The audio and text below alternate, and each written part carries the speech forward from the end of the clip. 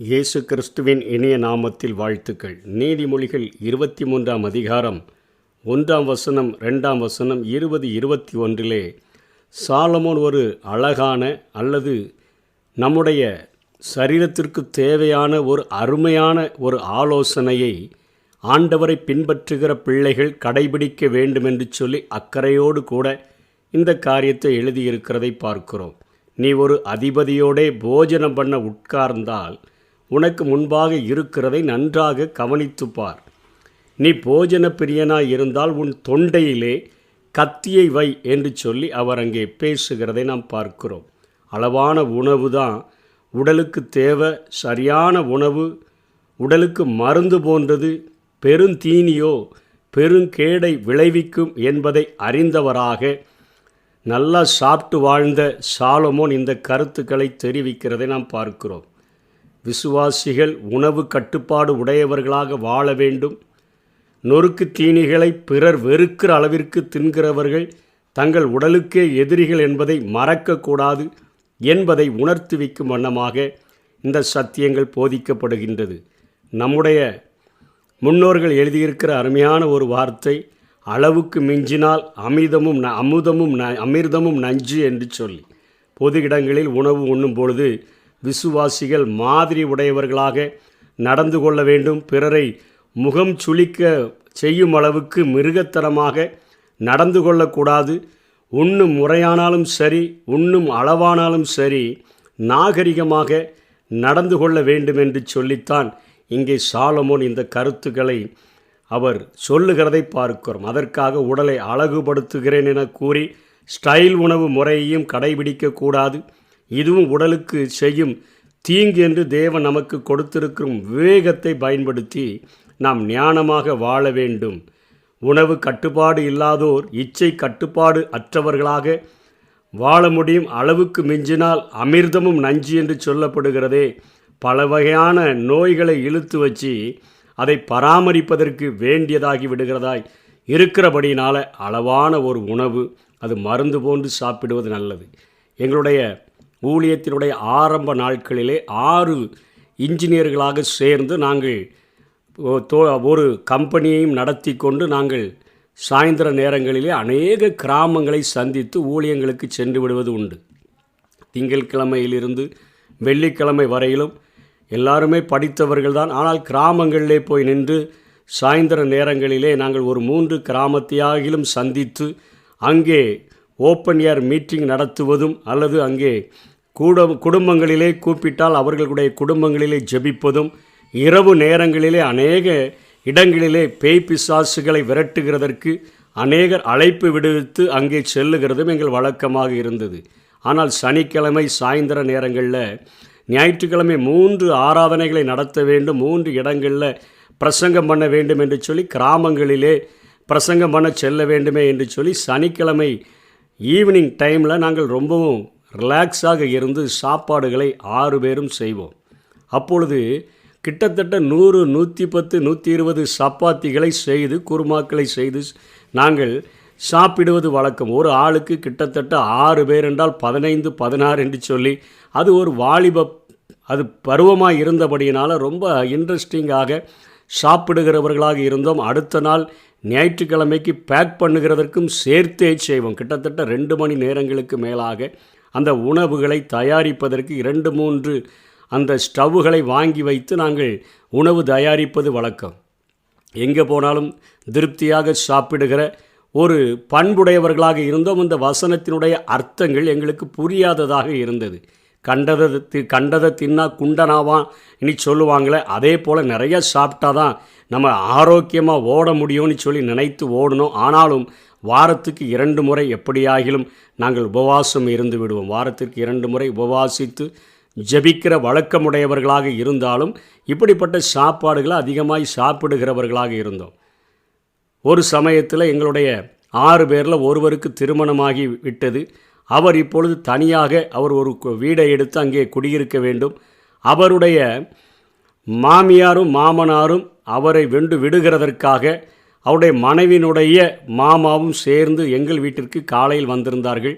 டிஃபனை இங்கே சாப்பிட்டு விட்டு பின்பாக அங்கே ஜெபித்து அவர்களை குடியேற்றி வைக்கலாம் என்று சொல்லி எங்கள் வீட்டிற்கு வந்தபடியினாலே அவர்கள் அதிகாலையில் வருகிறார்கள் என்று சொல்லி நாங்கள் பல்லெல்லாம் தேய்த்து நாங்கள் மிகவும் ஆயத்தத்தோடு கூட இருந்தோம். அவங்க நிறையா அங்கே திருநெல்வேலி மாவட்டத்திலிருந்து வந்தபடினால நிறைய ஸ்வீட் வாங்கி கொண்டு வந்திருந்தாங்க. அவங்க அதை எல்லாத்தையும் கீழே இறக்கி வச்சுட்டு அவங்க போய் பல் தேய்க்கிற இடத்தை அந்த வாஷ் பேசினை காட்டுங்கன்னு சொன்னபோது அவர்களை காட்டிட்டு அவங்க பல் தேய்ச்சிட்டு இங்கே வர்றதுக்குள்ளாக நாங்கள் வேகமாய் மற்ற நண்பர்கள் 5 பேரும் சேர்ந்து இருக்கிற எல்லா தின்பண்டங்களையும் சாப்பிட்டு முடித்து விட்டோம். அவர்கள் திரும்பி பல் தேய்த்து விட்டு வந்து அவர்கள் கொண்டு வந்த அந்த கேரி பேக் அந்த பேக்கெல்லாம் தூக்கி பார்க்குறாங்க. உங்களுக்கு தான் சொல்லி கூப்பிட்டு எங்களுடைய கைகளிலே தர நினைக்கும் பொழுது அது எல்லாமே எம்டியாக இருந்தது. அவர்கள் முகம் சுளித்து விட்டு அந்த பேக் அப்படியே கீழே போட்டுட்டாங்க. அவருடைய முகத்தை பார்க்க முடிந்தது. நம்ம எல்லாரும் வாலிப பசங்க நல்லா சாப்பிடுகிற வயது தானே, திருப்தியாக சாப்பிட்டானா அவங்க முகத்தை சுளிக்கிறாங்களேன்னு நினச்சிட்டு நாங்கள் இருந்துட்டோம். அப்போது என்னுடைய நண்பருடைய மனைவியினுடைய மாமா, தாய் மாமாவானவர் அங்கே தங்கியிருந்தார். அவருடைய தகப்பனும் தாயும் சென்று விட்டார்கள். இவர் இருக்கும் பொழுது இவர் சொன்னார், இன்றைக்கு மத்தியான நேரத்தில் எங்கள் வீட்டுக்கு சாப்பிட வந்துடுங்க, கம்பெனி அடைத்து விட்டு வாங்க, உங்களுக்கு நான் பிரியாணி செய்து வைக்கிறேன். ஏன்னா அவர் நன்றாக அருமையாக சமைக்கக்கூடிய ஒருவர். அதனால் ஆசையாக சாப்பிடலான்னு சொல்லிட்டு கரெக்டாக 1:30 மணிக்கு நாங்கள் கதவை அடைத்து கொண்டு இருக்கும் பொழுது அவருடைய மாமா அவர் எதற்காக 2 நாள் விட்டு வைத்திருந்தார்கள் என்று சொன்னால், நாங்கள் அந்த நாட்களிலே எங்களுடைய ஊழியங்களில் ஆண்டவர் அநேக இடங்களில் அநேக பிசாசுகளை துரத்துகிற ஒரு காரியத்தை செய்தபடியினால் இவரை ஊர்லேருந்து பிடிச்சி கொண்டு வந்து இவருக்குள்ளாக ஒரு மிகப்பெரிய பிசாசு இருக்குது, யாரும் விரட்ட மாட்டேங்கிறாங்கன்னு சொல்லி அங்கே கொண்டு விட்டு வைத்திருந்தாங்க. இவர் அங்கே படுத்து இருந்தவர், சரி இவர் சாப்பாடு கொடுத்து விட்டு மாமாவுக்காக ஜெபிக்க வைக்கலான்னு சொல்லி அவங்க இருந்தபோது நாங்கள் கதவை பூட்டும் போதே அவர் எழும்பி உட்கார்ந்து சொல்லியிருக்கிறார், அந்த சாப்பாட்டு ராமன்க 5 பேரும் கிளம்பி வந்துட்டுருக்குறாங்க அப்படின்னு சொல்லி. அவங்க அப்படியே ஆச்சரியமாக பார்த்துருக்குறாங்க. என்னையா இவர் படுத்து கிடந்தவர் திடீர்னு 5 பேர்னு சொல்கிறாரு, ஒரு ஆள் இங்கே இருக்கிறார், அங்கே 5 வருதுன்னு சொல்லிட்டு நாங்கள் உள்ளே போனோடனே அவங்க எங்கே பார்த்து அதிகமாக சிரிக்க ஆரம்பித்தார்கள். என்னையா நம்மை பார்த்து சிரிக்கிறார்கள் சாப்பிட கூப்பிட்டு விட்டுன்னு சொன்னோடனே அவர் மெதுவாக கிச்சன் பக்கத்தில் கூப்பிட்டு சொன்னார், உங்கள் எல்லாரையும் பார்த்து சாப்பாட்டு ராமன் என்று சொல்லுகிறார் என்று சொல்லி. விசுவாசிகளாக இருக்கிறோம், ஊழியர்களாக இருக்கிறோம், வாரத்திற்கு 2 முறை உபவாசிக்கிறவர்களாக இருக்கிறோம்.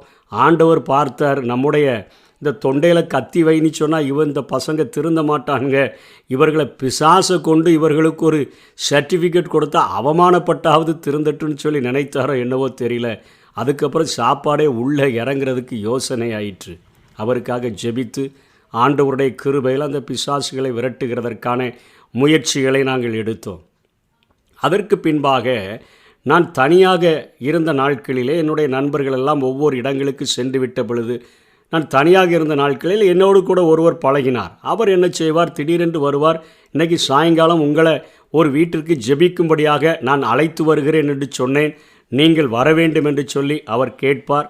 அவரோடு கூட போனால் அங்கே அவருடைய வீட்டிலே என்னை கொஞ்சம் நன்றாக ட்ரெஸ் பண்ணி வாருங்கள் என்று சொல்வார். அவரும் நல்லா டிப்டாப்பாக ட்ரெஸ் பண்ணி வந்திருப்பார். நாங்கள் போய் சாப்பிட அவர்கள் ஏதாவது டிஃபன் செய்து வைத்திருப்பார்கள். உட்கார வைத்தால் அவருக்கு 1 வைத்தால் எனக்கு 2 வைப்பார்கள். எல்லாரும் என்னை உற்று உற்று பார்ப்பார்கள். மிகுந்த ஒரு கவனிப்பை அங்கே பார்க்க முடியும். எனக்கு ஆச்சரியமாக இருக்கும், ஜெபிக்க வந்தால் ஊழியக்காரனுக்கு இத்தனை கனமா என்று சொல்லி. கிட்டத்தட்ட ஒரு 5-6 வீடுகளுக்கு மேலாக இப்படி கூட்டி சென்று விட்டார். அப்பொழுதுதான் ஒரு நண்பர் இவர் இல்லாத போது என்னை தனியாய் பார்க்கும்போது சொன்னார், இவருடைய பெயரை சொல்லி, இவர் உங்களை இப்படி ஜெபிப்பதற்கென்று அழைத்து சென்றாரா, நீங்கள் ஜெபிச்சிங்களா? ஆமாம் ஜெபித்தேன், ஆனால் விசாரணையெல்லாம் பயங்கரமாக இருந்துச்சு, சாப்பாடுகளெல்லாம் ரொம்ப. அவர் வேறு பக்கத்தில் உட்காந்துட்டு, பிரதர் உங்களுக்கு தான் பிரதர் வச்சுருக்கிறாங்க, மிச்சம் வைக்காங்க, வெக்கப்படாமல் சாப்பிடுங்கன்னு சொன்னார். எனக்கு அந்த சாத்தான் சொன்னது தான் ஞாபகம் இருந்தது. அப்போ நான் கொஞ்சம் கேர்ஃபுல்லாக இருந்தேன். அப்படின்னு சொன்ன பொழுது அவர் சொன்னார், இல்லை பிரதர், இவர் அங்கே போய் நான் உங்கள் வீட்டுக்கு ஒரு மாப்பிள்ளையை கூட்டிகிட்டு வரேன், அவரை பாருங்கள், பிடிச்சிருக்குதானே பாருங்கள் அப்படின்னு சொல்லி உங்களை ஒரு புது மாப்பிள்ளையாக அறிமுகப்படுத்தி இவர் நல்லா திருப்தியாக சாப்பிடணுங்கிறதுக்காக உங்களை இப்படி அழைத்து கொண்டு செல்லுகிறார், என்னமோ கேர்ஃபுல்லாக இருங்கன்னு சொல்லி. அவர் சாப்பிடுகிறதற்கு எங்களை மாப்பிள்ளை வேடம் போட்டு அழைத்து சென்றிருக்கிறார் என்கிறதை நினைக்கும் பொழுது சிரிக்கவா அளவானியே தெரியல. அடுத்த நாள் வந்தார், அவரிடத்துல கேட்டு விட்டேன், என்ன பிரதர் இப்படிலாம் செய்கிறீங்களே, அப்புறம் உங்களுக்கு இது எப்படி தெரியும், நான் இப்படி தான் செஞ்சிட்டு இருந்தேன்னு சொல்லி அவர் உண்மையை ஒத்துக்கொண்டார். இன்றைக்கு நம்மை விசுவாசிகளாக இருக்கக்கூடிய நாம் உணவில் எந்த அளவுக்கு நாம் நாகரிகமுடையவர்களாக இருக்க வேண்டும். நம்முடைய தொண்டையில் நாம் போஜன பிரியனாக இருந்தால் கத்தியை வை என்று வேதம் சொல்லுகிறது. நம்முடைய தொண்டையில் கத்தியை வைக்கும்படியாக வேதம் நம்மை எச்சரிக்கிறது. நீதிமொழிகள் 23:20 சொல்லுகிறார், மாம்ச பெருந்தீனிக்காரனுடன் சேராத. நிறையா நான் வெஜிடேரியன் சாப்பிடுகிற பெருந்தீனிக்காரன் எவ்வளவு கிலோ வாங்கி கொடுத்தாலும் சாப்பிட்டு விடுகிற ஒரு மனிதனோடு கூட சேராத. நீதிமொழிகள் 23:21 ஒரு குடிக்கிறவனும் சோம்பேறி போல போஜன பிரியனுமாய் இருக்கிற ஒருவன் தரித்திரனாவான். சோம்பேறியும் தரித்திரனாயிருவான், குடிக்கிறவனும் தரித்திரனாயிருவான். அதே போல் போஜன பிரியனும், சாப்பிட்டே அழிந்த குடும்பம் என்று சொல்வார்கள் நம்முடைய பாசையில். அவை நல்லா சாப்பிட்டு அழிஞ்ச குடும்பம் ஐயா. நல்லா சாப்பிட்டு அழிந்தவர்கள், நல்லா எப்பவும் திருப்தியாய் சாப்பிடுவார்கள், அவர்களும் தரித்திரர் ஆவார்கள் என்று இங்கே சாலமோன் குறிப்பிடுகிறார். நீதிமொழிகள் 28:27 போஜன பிரியனுக்கு தோழன் பெற்றோரை அவமானப்படுத்துகிறான், அவன் வெட்கப்படுத்துகிற ஒரு வாழ்க்கையை வாழுகிறான் என்று சொல்லி இங்கே சாலமோன் குறிப்பிடுகிறார். நம்முடைய வாழ்க்கையில் போஜன பிரியராக இருந்தோன்னு சொன்னால் தொண்டையில் கத்தியை வைக்கணும். ஏன்னா நம்முடைய சரீரம் தேவனுடைய ஆலயமாய் இருக்கிறது என்றும் தேவனுடைய ஆவியானவர் உங்களில் வாசமாய் இருக்கிறார் என்றும் அறியீர்களா? அதே போல் பவுல் சொல்லுகிறார், மற்றவர்களுக்கு பிரசங்கம் பண்ணுகிற நான் தானே ஆகாதவனாய் போகாதபடிக்கு என் சரீரத்தை ஒடுக்கி கீழ்ப்படுத்துகிறேன்.